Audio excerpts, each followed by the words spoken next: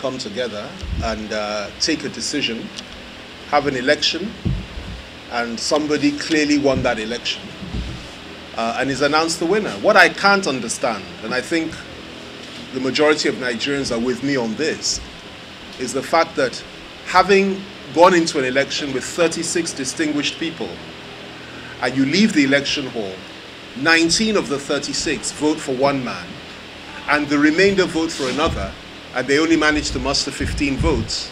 And at the end of that day, the ones that had 15 votes will now turn around to say that they won the election. This sort of thing can only happen in Nigeria. I mean, the facts speak for themselves, the numbers speak for themselves.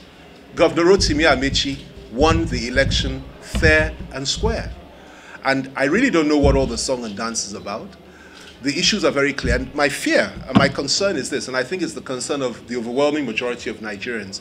If it is that in a room of 36 distinguished governors, people that we respect, people that are leading this country, if it is they conduct an election and we have a clear winner, and the losers cannot accept defeat simply because the president or somebody somewhere is telling them not to, then we really have to be very concerned about what may happen in 2015.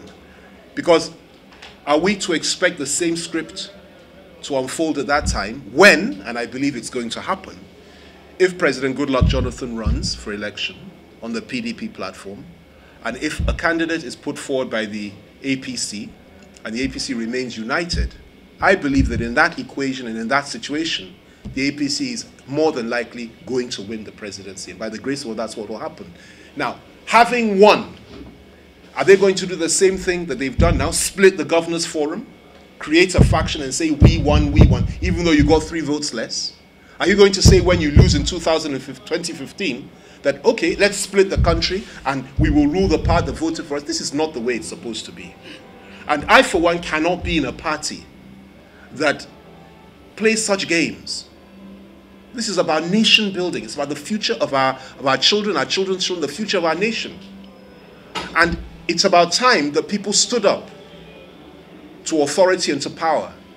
I'm not one of these that intimidate those that are intimidated by the presidency or anybody, because I believe all power belongs to God. And I am telling you today that the PDP, if it doesn't get its act together soon, is going to create a major problem for Nigeria as a nation. As far as I'm concerned, it's a sinking ship. It is a ship that is beginning to fall at the seams. They're turning on one another.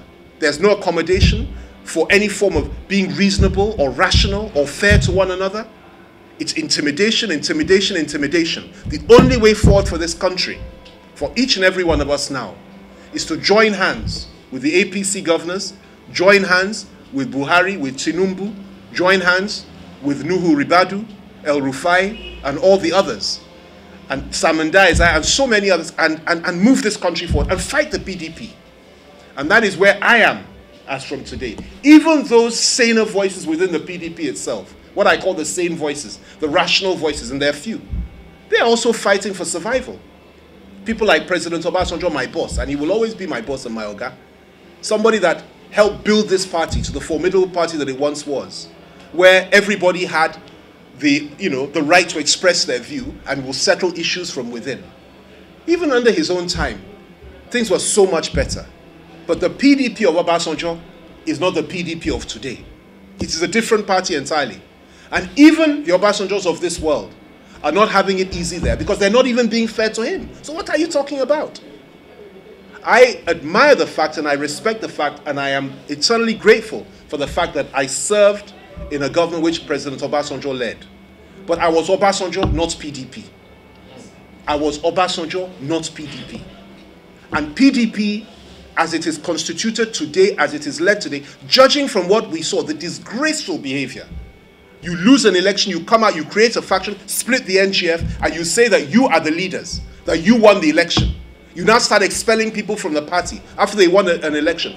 They are driving everybody to the opposition. And as far as I'm concerned, it's a good thing. It's the work of God.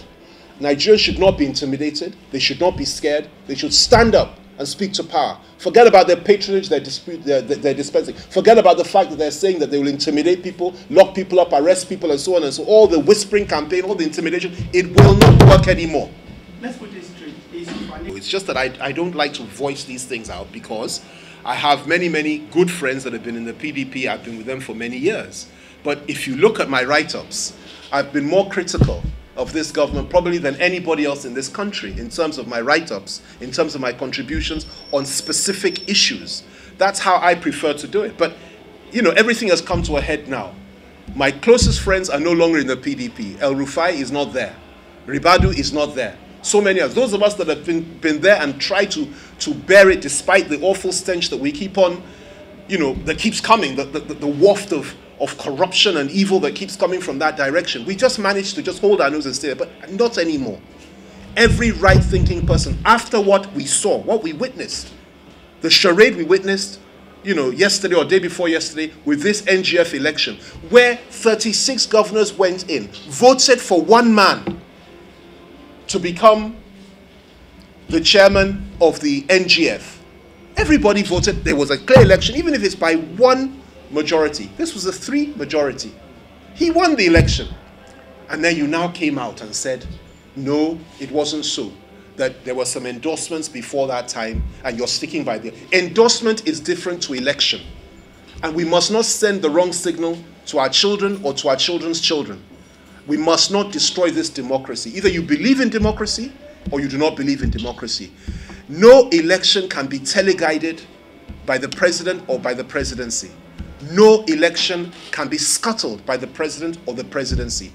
No matter how much power you have, no matter how much money you have, no matter what organs of the state apparatus you have to destroy and crush people, let them know that there is a God in heaven that rules in the affairs of men, and they should learn to fear God.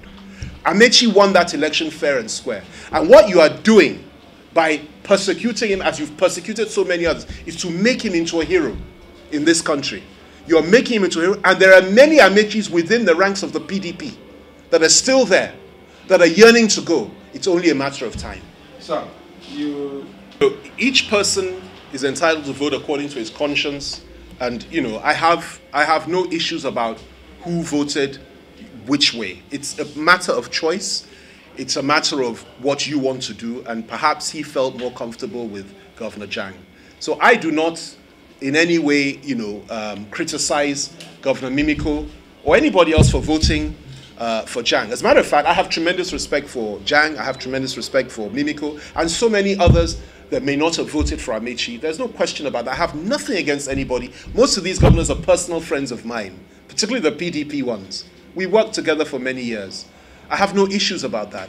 My issue is simple and clear, and I think it's the concern of the overwhelming majority of Nigerians. Even though many are a little bit intimidated, they're too scared to say so, but some of us will say it and say it for them. Our fear is this: an election was fought and won. We had a clear winner. Somebody won by 3 votes, and he was declared winner.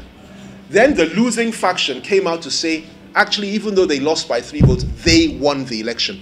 It doesn't add up. This sort of thing can only happen in Nigeria. And it is absurd, it's a mockery of democracy, and it cannot stand and it will not stand. And what it has done, it has driven many people that were loyalists of the PDP and they were just hanging on just to manage the party. It's driving many people away. It's driven many away, and it's still driving many away. And like I said, as for me, Femi Fani Kayode, I've parted with the PDP long ago, but I'm now saying it publicly. I'm now joining those that my soul has been linked to for many years now. Those that are close to me in body, spirit, and soul. Those that are on the progressive side. That's where I am. That's why. Today we went to a book launching for Bumia Borishade, one of the heroes of Nadeko. A lot of you don't know this because maybe you didn't follow the history. He is a lecturer at the Afeba, Femi Ojudu and others. These were the heroes of Nadeko. At the center, a president that, or those around him and him himself, that feels that they must have things their way at all times. And I'm saying this is another chapter of tyranny in this country which we are not prepared to accept. No matter what they feel they can do, persecute, intimidate, kill, lock up, jail, whatever. It is only God that rules in the affairs of men. And we will not allow them to do a replay of this nonsense in 2015. When 2015 comes, when they lose, when the PDP loses to an APC candidate, and if they try to jiggle it and wiggle it and say that no, the loser actually won, then we will know that we're all men in this country. Yes, we'll know we're all men in this country. I pray it never happens. We just you should put in a word about what's your impression about this state?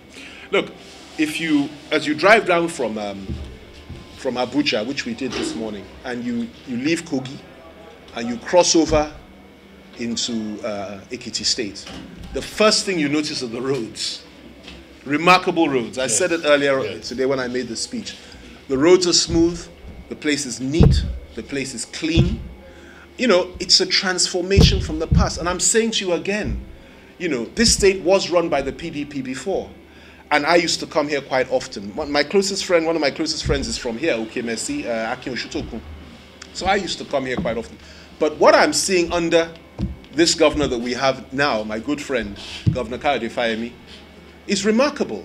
And this is why we're saying so many people are now beginning to review their thinking about political alignments. There are a lot of realignments going on now. And it's based on the fact that these people are performing. These people are actually doing something. You know, as I said, I went to the university, I went to the farm, I went through the roads of Ekiti, I went to various towns here, and the development is extraordinary. Why? Because you have a man that's committed to actually making a change in the affairs of the people of Ekiti. So I commend you, and I pray that this continues. And if it continues like this, I have no doubt that there really will be a change in 2015, because we need to translate this sort of thing to the federal level.